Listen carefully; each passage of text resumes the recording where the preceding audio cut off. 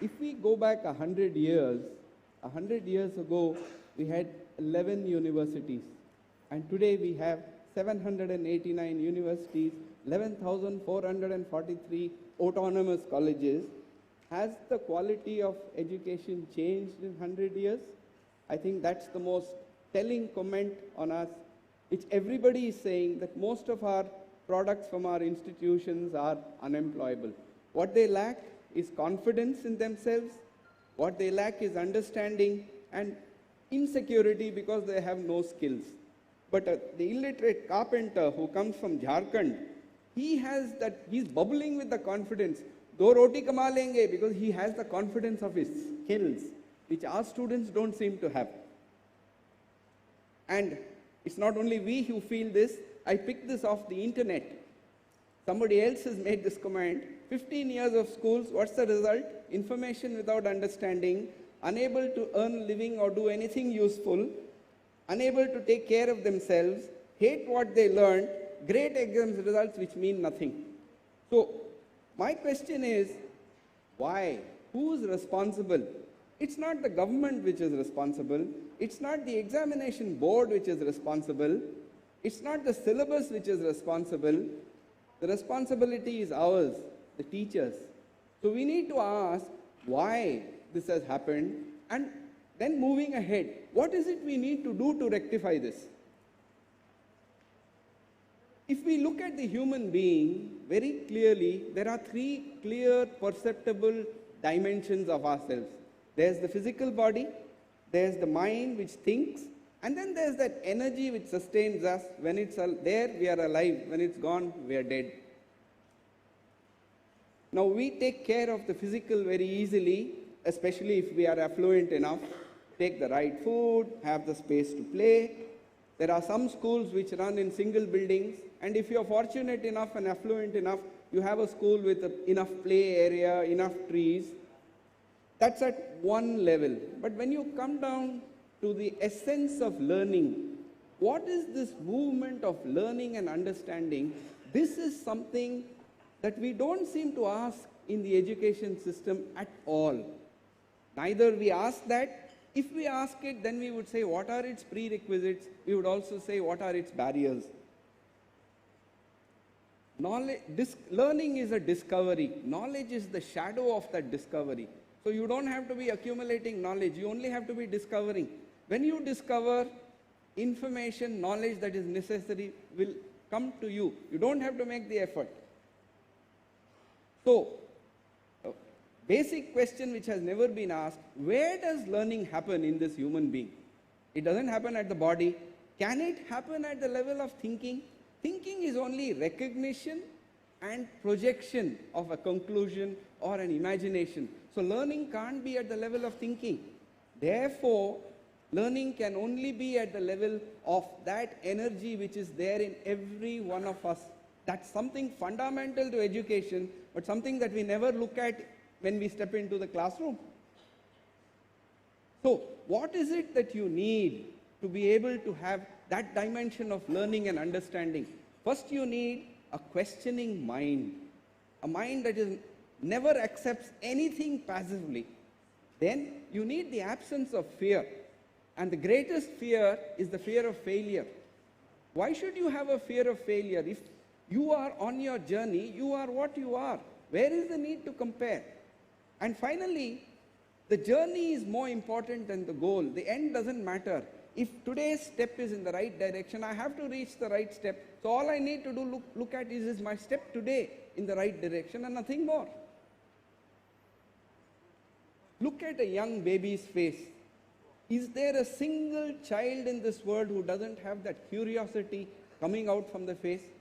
We make sure that they come through the system and the curiosity is killed. So we need to ask why that happens.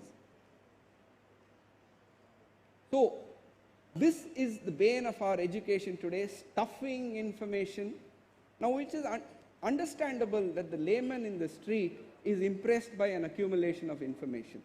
It's even understandable that parents don't have the time to investigate all this. They are where they are anxious, they have their own attachments. They don't have the time to understand this. But what about us teachers who spent a lifetime in education? Don't we have this understanding, asking why we are just pointlessly accumulating information? To modify this, we come up with different strategies. We come up with project approach. And then that becomes a business. Somebody is available to help you there. Let me just go back 3 weeks in time. We had a gathering of parents and students in the school staying over. And there was this one child in class 5. And she came to me and said, "Uncle, can I get a pair of scissors? I have a project to complete." I said, "Sure, let's go home and get it." And then I asked her, "What's your project about?" And she said, "H.C. Mukherjee." I said, "Who's he?" She said, "Father of the Constitution." I said, "What's that?" And she said, "That's rules of the country." So my curiosity was piqued further. I said, "Where do you get all this information?" And she said, "We searched, my mother and I, in all our books. We couldn't find it, so we go to the internet." And I asked at that time, why are we giving a project? In our school, I'm saying, why are we giving a project of this kind where a child has to go to the net, copy down some information, write it down, paste some pictures, project is done. If I was the teacher in that class, I would say the Constitution is a tremendously important project to do. I wouldn't do it in one day. I would take the whole year. What would I do? First, I would start with, why do we need a framework of a constitution? Then you come to this point that today's generation of children, their grandparents are born after 1947, so they don't know what it is what is colonial rule. They have no feeling about it, so there's no first-hand explanation. So I would go to literature. I would read Ruskin Bond. I would read Passage to India. I would read Bhavani Junction. These are available as movies also. So somewhere in that I would try to say, what does it mean to live when a foreign country is ruling you? Get a feel of it. Then you understand why you don't want to live under anybody's subjugation. Having understood that, I would ask, what is the model of this entire democracy that we talk about? And 2 documents will come out. One is the Magna Carta of Great Britain and the American Declaration of Independence. So we would go into the circumstances which brought the Magna Carta, the circumstances that brought the American War of Independence, and read a little bit of that document. But then I would ask a very different question. I would say, these people were so particular about having freedom for themselves. What did they do to the people of the land which they went into? The native Indians were completely wiped out from America, sent into reservations. They imported African slaves to work on their plantations, and then you talk about freedom. So is freedom only for you? Can that ever happen? And it's the same with the English. What did they do with Australia and the Aborigines there? So where is freedom then? What's the implication of freedom? Who doesn't want freedom? We all want it. But the first thing you understand is, if I must have freedom, every other living being must have freedom too, which means I have to restrict my freedom so that the other person can also have his freedom. The moment such an understanding comes, one would understand what is the problem with the environment today. So we have gone into freedom, we have covered this entire aspect. Now through all these questions, would not the student have accumulated the information about the Constitution that was necessary? Certainly, he would have got it, and he would have got it with understanding. So that is an intelligent way of doing a project. Just saying project method doesn't mean a thing. Now, I come down to a very different question. What is creativity? Is creativity only in the art, in music, in writing poetry? Isn't there creativity in academic studies? No, we don't give the feeling that there's creativity in academic studies. That is to be crammed, examination is to be passed, you have to hate the subject for the rest of your life. And whose mistake is that? It comes back to me, again, as the teacher. So, what is creativity? I think it is worth asking this. We know that there is a gravitational field. We can't see it, but we can, from the actions that happen, we know there is a gravitational field. So we know there is creativity. It's the expression of that energy that is there inside us. The energy is always ready to express. What we are doing is restricting that expression with our thinking, our intellect, and our body. So we only restrict expression. So all we have to do is step back a little bit from this intellect, and let that creativity express in every moment of the life. Wouldn't that make more meaning? So, if we say that the body is physical and thinking is mental, then you have to say that that energy is inward or spiritual. Somewhere we have left out the spiritual dimension completely from education. It's a very scary word. We don't want to get into it. We prefer to be scientific. And this is our problem. We have taken technology and science from the West. It has its benefits, but we have taken it so blindly. Science cannot accept this dimension of spirituality because that's outside the control of the intellect. And therefore, we don't talk about it at all. We don't look at it at all. We have to integrate that spirituality into our education, and that's the legacy we are sitting on. Tens of thousands of years of legacy of inquiry, asking what is the source of all this energy? Is there an energy without a cause? Questions which have never been asked in the West. We have it, and we don't bring it into our education at all. So, finally, the third aspect of it, we keep building up the identity of the individual. Everybody is working for his identity. My work is my identity. You ask me what I am, and I say I'm a teacher. So my profession is my identity. We never ask what is behind this identity. Why are we so afraid of letting go of this identity? We don't question that at all. So because we don't bring the spiritual question into education, we have this result of 15 years of schooling. So, what is it that we need to do? We need to address only the greater, which is allow the curiosity to remain so that questioning remains, allow creativity to express itself, question identity. If we do this, would not every requirement of education be taken care, including livelihood skills, social skills, whatever? So you only have to address this. You don't have to address curriculum, how you teach a subject, which subject you teach. What Professor Pant pointed out, that these barriers of subjects have to go, all that becomes true if we are addressing this. Therefore, question comes, what's the role of the teacher? Is the teacher an instructor? What can you instruct? You can instruct only something dead. The living thing cannot be instructed, it has to be lived. So a teacher is not an instructor. Is the teacher a guide? To be a guide, you must have reached. So the teacher is only another student, just like the younger student. There is a difference in age, there is a difference in experience, but we are all students, we are not any different. Once you understand that, then you understand this extraordinary statement. When you teach to learn, the student learns, and you also learn all your life. Therefore, learning never ends.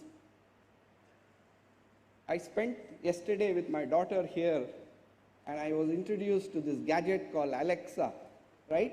Alexa, what's up? And it says, the weather is this, and this is happening. And I said, what kind of a life have we brought ourselves to, where you have to get a machine to talk to you so that you feel you're having a conversation? But that's incidental. What that gadget showed me was every single livelihood skill that we are preparing our students for is going to be taken over by the machine, as both the speakers pointed out earlier. So, every single skill. Tomorrow you're going to have a situation where you won't have all these gadgets and keyboards and whatnot. You will think, and the computer will pick up your thought wave and move ahead. That's the level to which technology is going to develop. What is there in the human being which the machine can never take over? Discovery, creativity. Machine can never be creative, the machine can never discover. That is something that happens at the level of the spiritual, and that is what we should be focusing on in education, nothing else. Here I would like to bring about this whole question of aging. Buddhists say 4 sorrows, birth is the first sorrow, illness is the second, old age is the third, death is the fourth. So what is born has to age, has to die. But I question this a little bit, right? I'm suggesting there are 3 aspects to aging. One is the chronological age, measured from the day I was born. That moves only in one direction, you can't change it. The next is the physical aging. The body has to age, it has to deteriorate. That is also inevitable. But the mental age, does it have to age? If you look at our graph of mental capacity, we reach the peak of mental capability between the age of 20 and 25. Not only is this a movement which goes in either direction, you can remain 25 forever. And wouldn't you agree that Professor Pant is 25 years old mentally? And if he can be, why can't any of us be? Is it restricted to only a few? So it's there in us. If we are learning and if we are allowing that creativity to express itself, we are young. So it's in our hands, not in the hands of any system. Therefore, the challenge to me is, how do you educate the teacher to be creative? Now, the teacher comes through the same system that we have come in. He has never been exposed to something else. So, how do you educate a teacher to be creative? Because if a teacher is creative in the sense that we have talked about, then something of that creativity is going to inspire that student. And that's what we lack in teaching today. Teaching, the physician, and the priest. These are three professions which are not careers. The work is its own reward. So long as you come to teaching because it's a job and it gives you a nice salary, then you are not meant to be a teacher or a physician or a priest, if I may suggest. So teaching is its own reward. Come to it because it's a way of living, it's your vocation, you love to do it.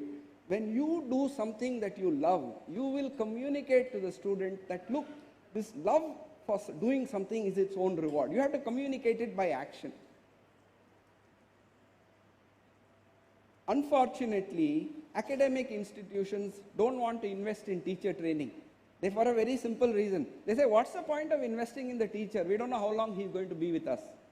But there my response is, look at this big banyan tree that you have outside.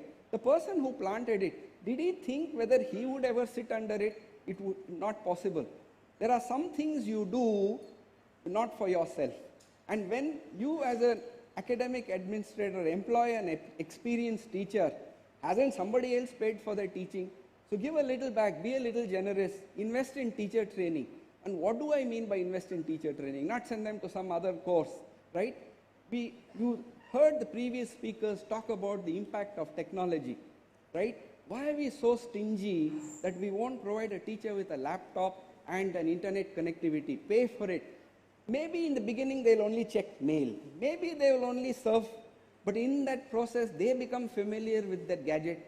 The smartphone has done that to a great extent, but that investment is by the teacher, not by the schools, right? So support them, give them this equipment, ask them to travel, ask them out of the school time, not on the vacation time. Pay for their travel and then demand and say that you go for a travel, go to the Himalayas, come back, make a presentation to your students about the Himalayan trip. Only when you make a presentation, you start learning to express. Demand this from the teachers, but then invest in that training. And I would just like to end with the metaphor of the sapling. That same banyan tree, when you want the banyan tree to come up, what do? You dig a hole, put the sapling, give it some water, allow the sunshine, and then you step back, and the life that is inside will sprout. You don't have to do anything else. Just provide that and step back. Please do this with teachers, then you will see a difference in education. I don't think anything else will do it. Thank you very much.